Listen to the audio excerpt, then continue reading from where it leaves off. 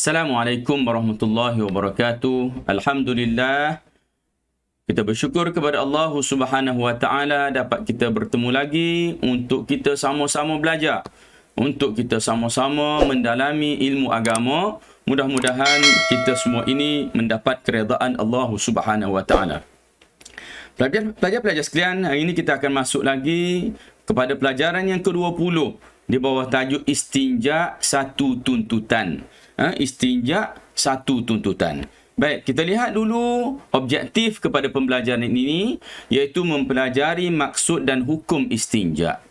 Kita nak tengok apa maksud istinja.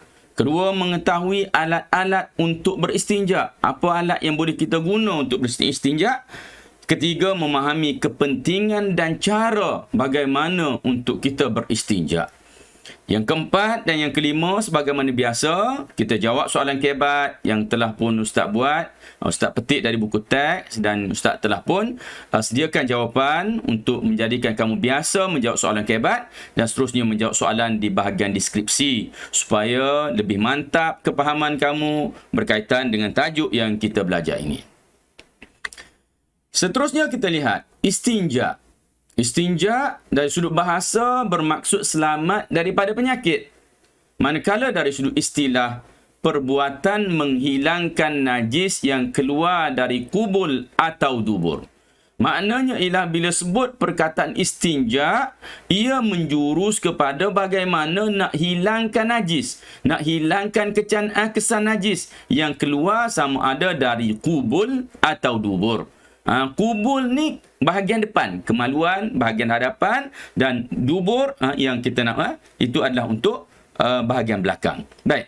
Hukumnya, hukum beristinja ini adalah wajib. Hukum beristinja adalah wajib. Dalil istinja daripada Anas bin Malik.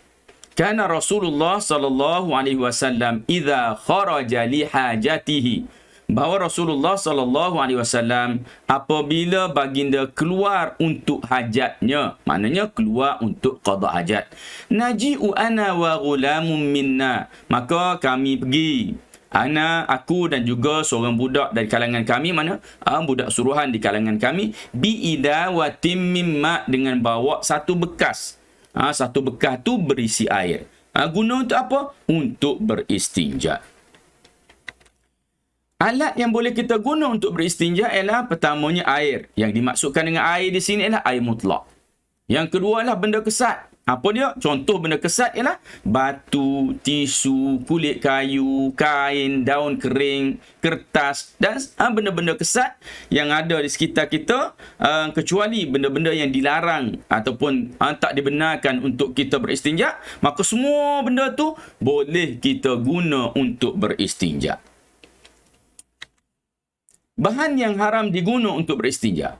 Okey, bahan yang tertulis ayat Al-Quran, hadis dan lain-lain. Maknanya di sini bahan yang tertulis. Bahan ni sama ada kertas ataupun papan atau kayu, kulit kayu, daun kayu, kulit binatang ke apa ke, yang tertulis ayat Al-Quran, hadis, nama-nama Allah ataupun perkara-perkara yang berkaitan dengan keagamaan ini yang dianggap mulia, maka benda-benda tu tidak boleh diguna untuk beristinja. Yang kedua, benda dihormati seperti makanan dan tulang. Benda yang dihormati, makanan ni dikira muhtaram, dikira benda yang dihormati oleh agama.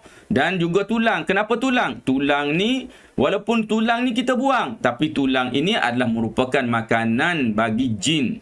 Jadi kita ambil tulang, kita tenyih tempat air kencing kita, kita tenyih tempat keluar najis kita. Nantinya tulang tu jin nak makan. Jin nak makan. Mungkin jin wallahu alam dia makan, mungkin dia makan zat tulang. Tiba-tiba tulang yang nak jadi makanan dia tu kita letak najis kita. Maka marahlah jin tu, tidak beradablah kita. Maka tulang termasuk dalam perkara yang walaupun kita dah tak nak makan dah, kita dah buang dah, tetapi ia menjadi makanan jin, maka kita hormatinya. Jangan dikenakan ataupun jangan diguna untuk beristinja. Yang ketiga, benda bahaya seperti kaca dan buluh. Kenapa tak boleh benda bahaya ni? Nanti luka habislah kita. Dah lah tempat tu sensitif. Kena kaca, kena buluh, luka. Benda najis atau terkena najis. Benda najis atau terkena najis seperti tahi kering. Ni contoh bagi najis. Tahi kering, tahi lembu kering tu bila dia kering, dia jadi keras. Dia jadi benda kesat. Maka walaupun dia benda kesat, tapi tak boleh diguna kerana dia adalah merupakan najis. Seterusnya benda bernilai seperti emas atau perak. Benda bernilai ni orang nak guna, orang nak pakai. Jadi tak cantik sangat lah. Kita ambil dia, kita guna untuk mengesat kencing dan berak kita. Kepentingan. Kenapa kita perlu beristinja?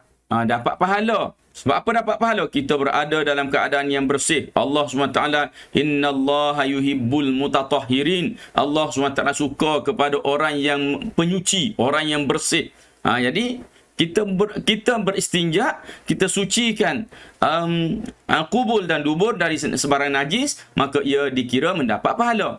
Yang kedua, ibadat sah. Kalau kita nak buat ibadat kita jadi sah dan dapat dilaksanakan dengan baik.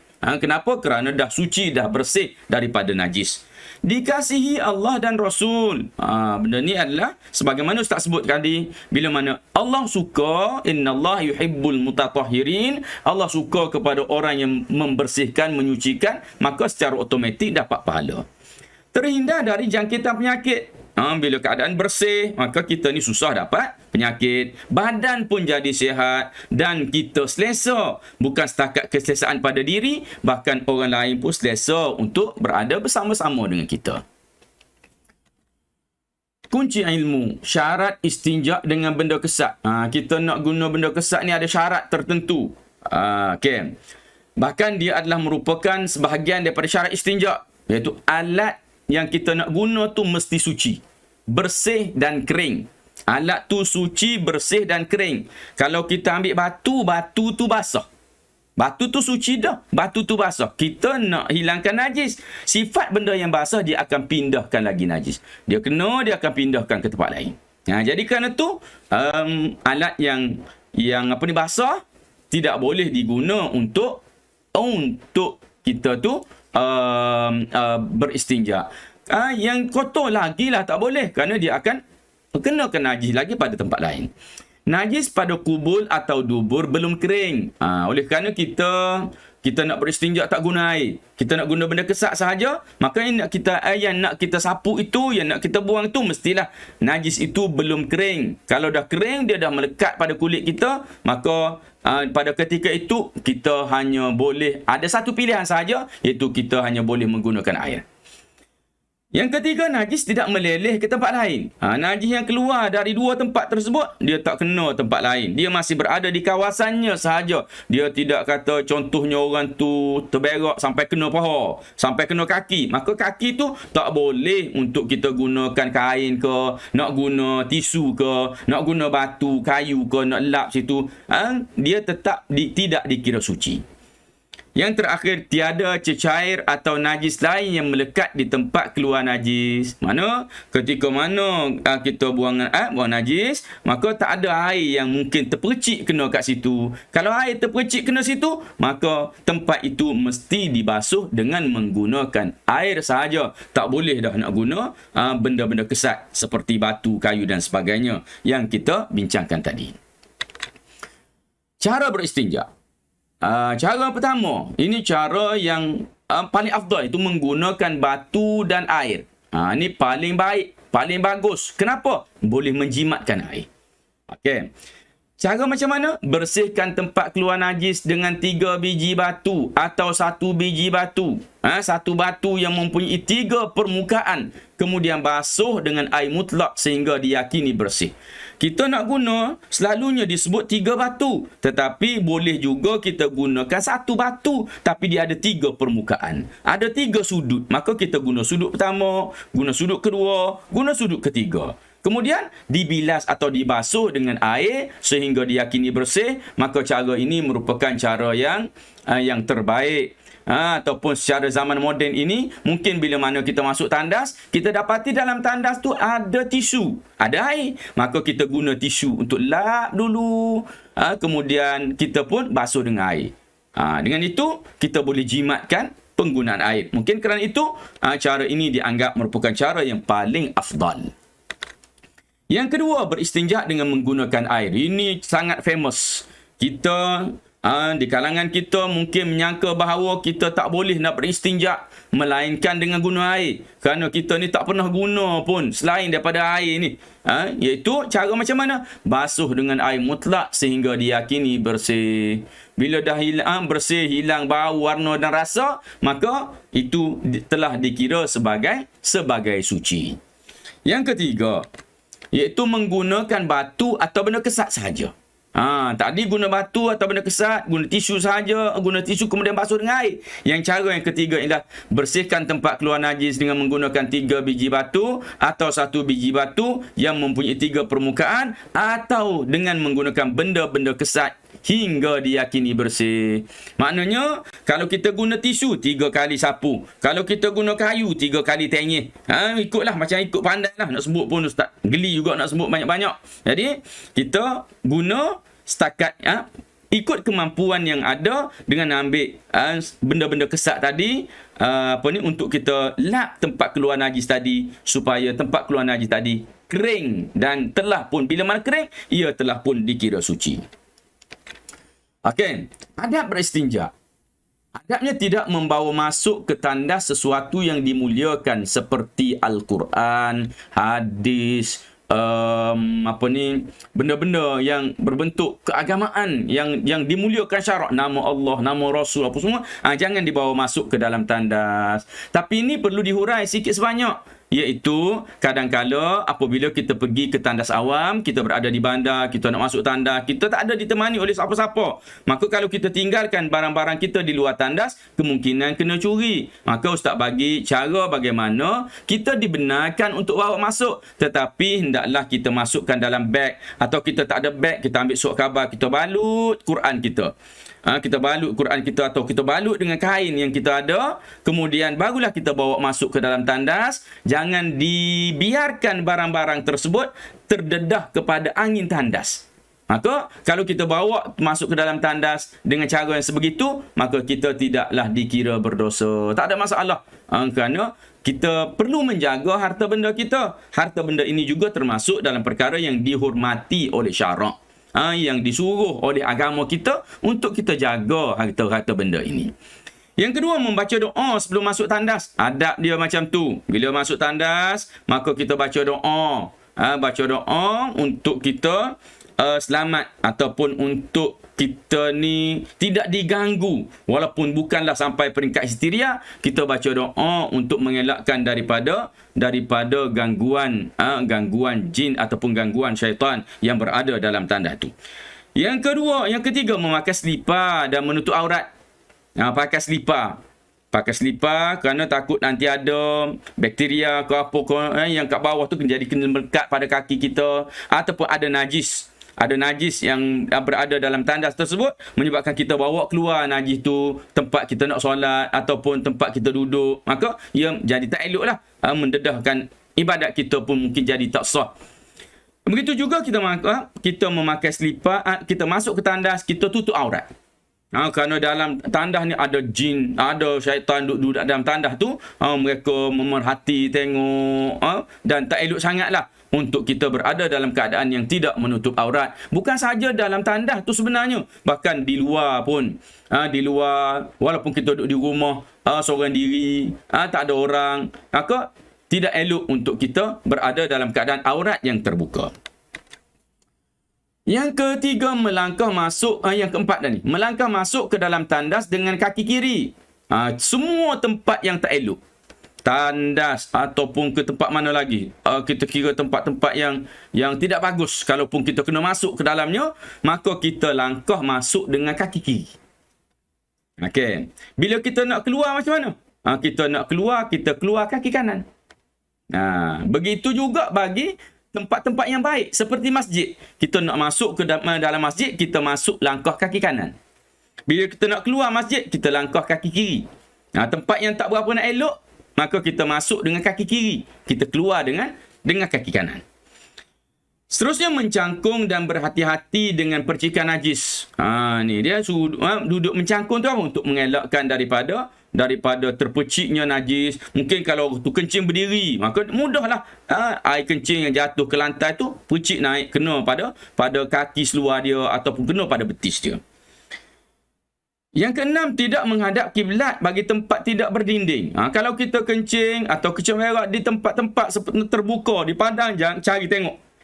Jangan menghadap ke arah kiblat. Tapi kalau kita berada dalam tandas yang dah ada dinding dah, ada dinding kiri, kanan, belakang, depan dah ada dinding, maka tidak menjadi masalah. Menghadaplah, ikutlah.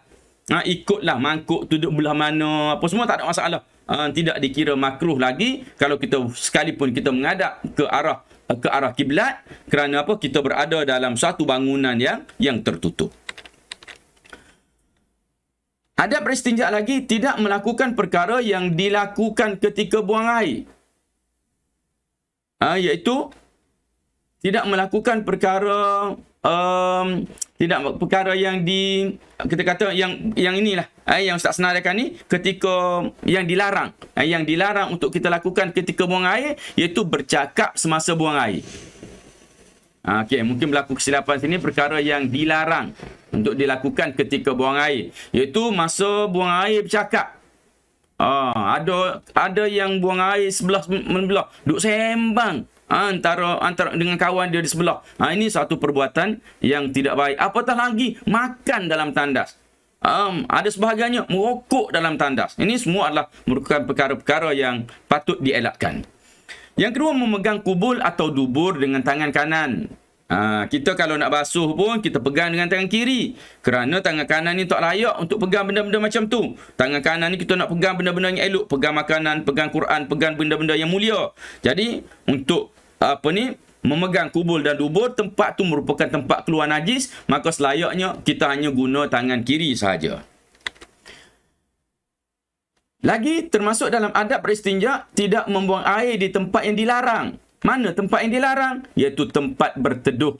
Tempat berteduh ni tempat tu contohnya pokok rendang, orang selalu duduk berteduh panas, maka kita pergi berak kat bawah pokok tu, maka ia menyakiti orang lain, juga boleh menyebarkan penyakit daripada kekotoran yang ada di situ. Maka adalah dilarang daripada kita ini untuk membuang najis di tempat berteduh. Begitu juga tempat laluan orang ramai.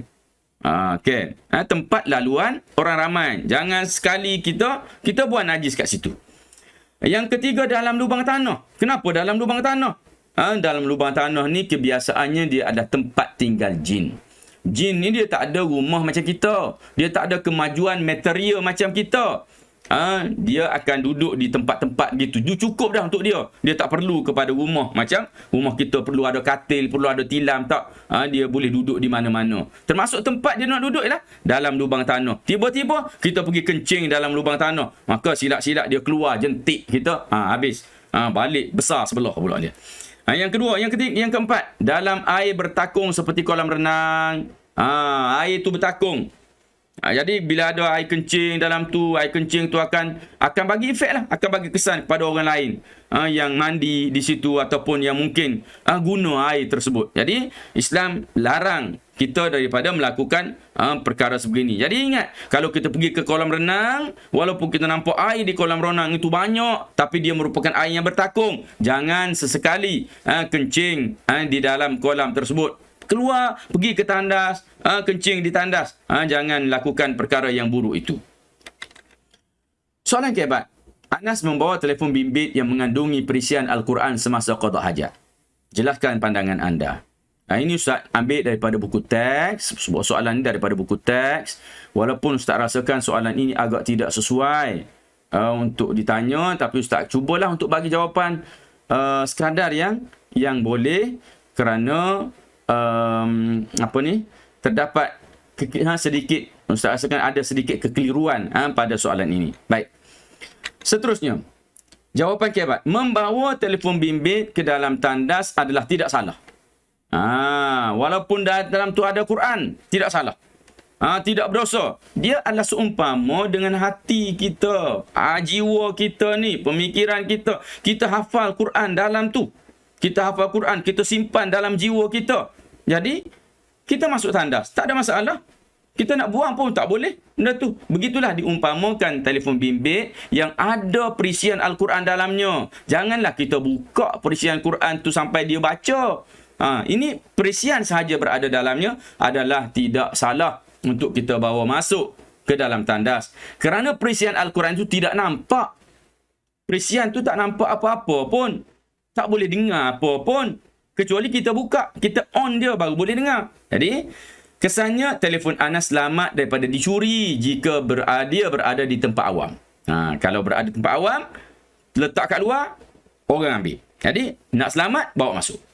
Kesimpulannya, kita hendaklah sentiasa menghormati kesucian Al-Quran agar hidup diberkati oleh Allah. Ustaz baca sekali lagi, membawa telefon bimbit ke dalam tandas adalah tidak salah kerana perisian Al-Quran itu tidak nampak. Kesannya telefon Anas selamat daripada dicuri jika dia berada di tempat awam. Kesimpulannya, kita hendaklah sentiasa menghormati kesucian Al-Quran agar hidup diberkati oleh Allah Subhanahu wa taala. Sebagai penutup, sila jawab soalan di bahagian deskripsi. Like, share dan subscribe jika belum. Dan Ustaz sudahi dengan aqulu qawli hadza wa astaghfirullahal azim li wa lakum. Wassalamualaikum warahmatullahi wabarakatuh.